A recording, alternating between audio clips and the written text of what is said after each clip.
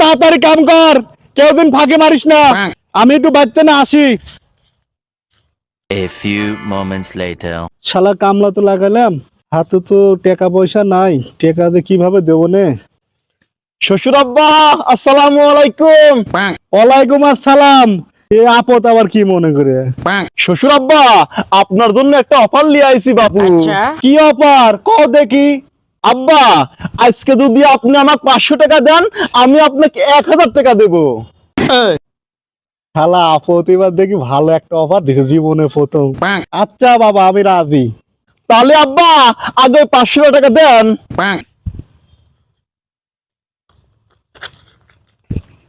তাহলে বাবা তাড়াতাড়ি 1000 টাকা আমাকে এখন দাও।